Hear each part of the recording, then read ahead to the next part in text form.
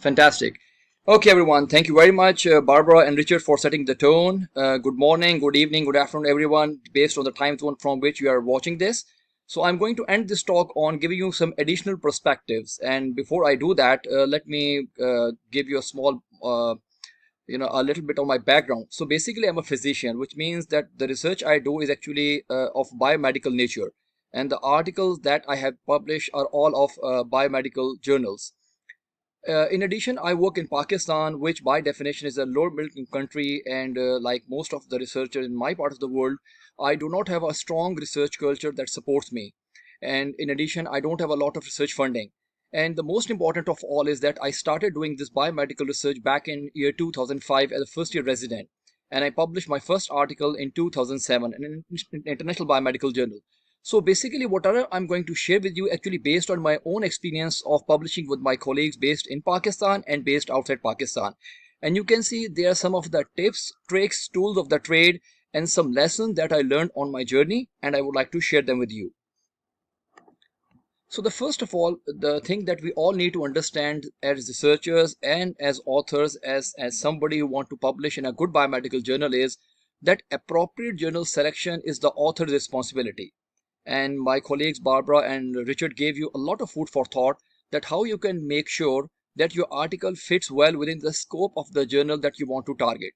So please do not blame the editor if you get immediate desk rejection just because your article did not fit well within the scope of the journal, or it was not written as per the instruction to author, or there were some other flaws. So first thing is, it's your responsibility to choose an appropriate journal based on the guidance that my colleagues gave, and I'm going to share with you as well. Number two, journal selection should not be taken as an act of isolation. It is part of the whole process of doing biomedical research and publishing your article in a good index biomedical journal. So instead of taking journal selection as an isolated action that has to be done at a particular part, you should actually make it a part of the whole. And how you can do that, I'm going to tell you. And probably one of the most important things that you can do is that please choose your target journal before you start writing. And in order to explain this point, I'm going to share with you a case study based on our own experience. So I just told you the first article that we wrote was back in year 2006. And I clearly remember that, we all, a group of my colleagues, my friend, my senior, all based from Pakistan, we wrote that article after collecting data. The article was around 3,500 to 3,800 words. We used around 43 references and we had an unstructured abstract. But once we started using our target journal, we were surprised to find that most of the journals that were fitting well with the category of the article that we had written, they allowed only 2,500 or maximum 3,000 word. None of them allowed more than 30 references. And some of them asked for a different kind of referencing system than the one that we had used. And almost everyone asked us to make a structured abstract. Just imagine the amount of time that we wasted in restructuring the whole article as per the instruction to author just because we wrote the manuscript first and then we went out to choose our target journal. So my advice to you would be that whenever you have done the data collection and run the data analysis and the raw results are in front of you and now you want to write on that blank computer screen, please stop for a moment and get together with your team and please choose the target journal right before you start writing the manuscript based on the advice given by my colleagues. Because you need to understand that despite the fact that most of the biomedical journals they follow the ICMJE International Committee of Medical Journal Editor guidelines, but still each one of them has certain differences from the other. For example, some might allow Vancouver referencing and the other might ask you to do it in Harvard or Chicago style. Some would prefer American English, the other would prefer British English.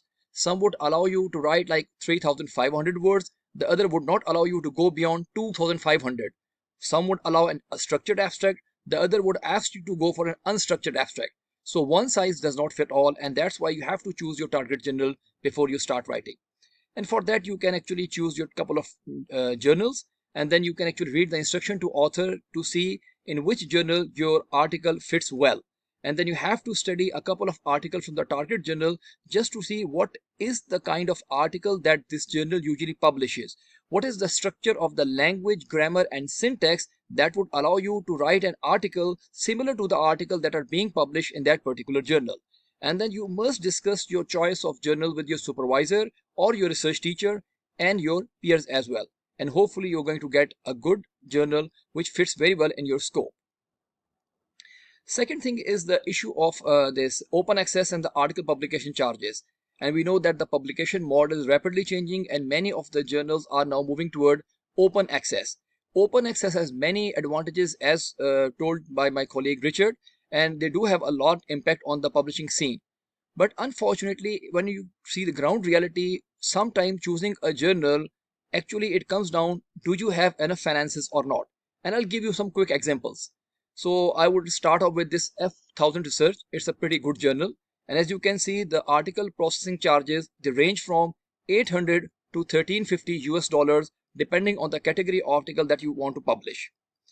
But they do say that in the Hinari Group A country, they would allow a full waiver. Fantastic. But the problem lies in this. A 50% waiver or discount to authors whose main funder is in Group B countries. Now the problem is that most of the Southeast Asian countries and many of the African countries, I am going to share the list with you as well, they are either in Hinari Group or they are categorized as lower middle income country, which means that they are not allowed full waiver. And if you think of someone working in a country like Pakistan, India, Nepal, Bangladesh, sometime honestly speaking, a 50% waiver on 1350 would like mean somewhere around 700 US dollars, which in many cases actually more than the monthly wages or the monthly stipend that a young resident or a young physician gets in this country. So it means that it's almost impossible for someone to publish in these kind of journals. Another example from Dove Press, again the same issue. So LIC would get a 100% waiver, fantastic and a great step. But what about the lower income countries, again like Southeast Asian countries? BMC is Biomed Central and they publish a lot of really good quality journals, high quality impactful journal which are indexed in different databases. But the problem is, as you can see now, their classification is based on this magic figure of 200 billion US dollars, which means that countries like Pakistan and India are excluded from getting this waiver. And even if they get a waiver of 50%, I know many people from my part of the world who are not able to afford that 500 to 750 US dollar for publishing a single article. So sometimes, yes, while you are choosing a journal, money does matter.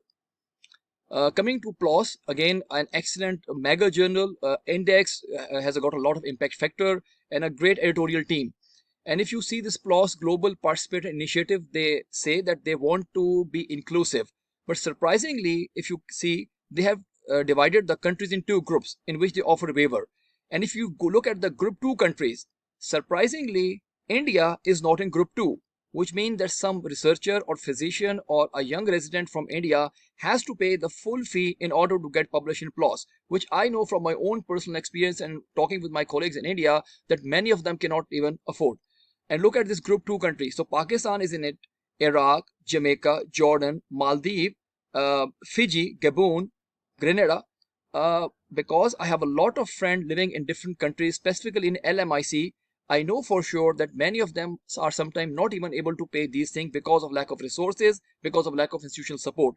So these are the things that you need to consider, and that's why you need to choose your target journal before you start writing, or you discuss it with your team and you might want to pull in resources. Another interesting thing that actually might help you decide that what kind of article you would like to write is what we call a call for papers, a thematic issue, or a special issue. So sometimes the journal, they would actually have a whole issue on a particular theme, on a particular topic, and then they advertise that experts and authors and researchers who want to write on these particular topics are very much welcome to send their manuscript, which means that if your manuscript fits in their call for paper, it's a great fit. I'll give you two quick examples. So again, PLOS One, a good journal. So they go recently, a couple of months back, they gave a call for paper in health service research. And as you can see, they clearly gave the research topics. And many a time, the call is given 12 months to 18 months in advance, which means that if you know about the call, you can actually plan your research accordingly and you collect the data, or you can write the article which would fit very well within the scope of that journal, and your publication chances are going to be very high. Another example from Emerald Publication. So this is a journal known as Advances in Dual Diagnosis. So they are planning to come up with a special thematic issue titled Dual Diagnosis in Older Adults. And this is something that, I really liked. So let's imagine you're an expert in your field, but you don't have time and you haven't collected data. But if even you're an expert and you have an opinion, and if you have a commentary or even a personal view, this journal or this thematic issue would allow you to submit your manuscript in form of an expert opinion, commentary, personal view, and this might get published if it is according to the instruction to author. So this is something that you might want to consider, a call for paper or thematic issues. Similarly, an example from Spinal Cord, one of the most reputable journals in the field of spinal cord medicine. And as you can see that recently, a couple of months back, they gave out a call on systematic and narrative review related to spinal cord injury. So if someone is working or wants to work on systematic reviews in spinal cord, probably spinal cord in a journal that they should target. Apart from that, I was while I was doing literature search for this particular presentation, I came across this very useful article which is titled Ready Aim Fire Targeting the Right Medical Science Journal. It's an open access journal and I've given the link at the bottom of the page. So they actually recommended using a grid to choose a journal. Again, it's a pretty good article which I would strongly recommend you to at least go and explore, and they gave a concept of grid. So what you do, that there are certain parameters that you would like to consider, and then you make a list of the journal choice based on those parameters, and you might want to give certain weightage to different factors, and then you decide that whether it's your choice 1, 2, 3, 4 and so on, and it would actually make your life pretty easier. So please go online and explore this article full text. Apart from that, if you have good research funding or you have resources and you want some experts to do the job that you're looking for, so I would recommend you might want to explore these kind of services. For example, one of them is being provided by Edens, and this is actually a journal selection services. So for a certain amount of fees, they are going to do the journal selection for you, and they would give you actually a pretty comprehensive report, and a sample of the report is available online. I've only shown you a screenshot of one of the pages, and they would give you a list of 3 to 5 journals, and then they would give you the reasons that why one journal is better than other and what of the journal fits well with your research. So again, it's a great service, but it would cost you money, and if you have got resources, I would say you might want to explore this option as well.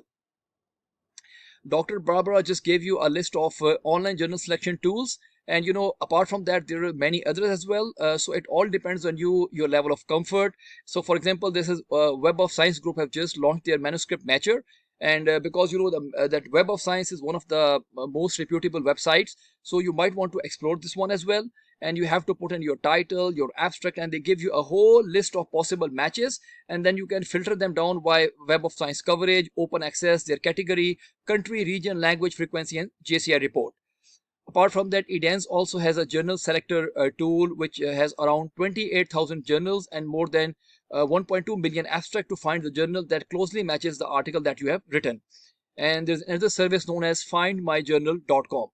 So the most important thing probably to understand is that once I started with biomedical research and writing 15 years back, none or most of these resources were not available. They were not in existence, and now these tools are with you, which means it has brought more transparency to the process. It has made the process easier for you, and while sitting in the comfort of your office or your maybe home, you can actually find an appropriate journal for your article, following the advice that me and my colleagues have just given you. So the summary of the presentation is that appropriate journal selection is author's own responsibility, so please be vigilant about that. It is part of the whole process and not an act in isolation. Article publishing charges are an important consideration which you have to consider, and that's why you have to choose your target journal before you start writing, and you have to discuss it with your team as well. Special issues and thematic issues and call for paper is a good opportunity to publish exactly what the editor wants for their journal. And you should utilize the journal selection services if you have resources. And if that's not a possibility, you might want to explore the online journal selection tools, many of which have been discussed by Barbara and myself. So thank you very much. If you need a copy of the presentation, feel free to email me. Thank you very much, and I'm done.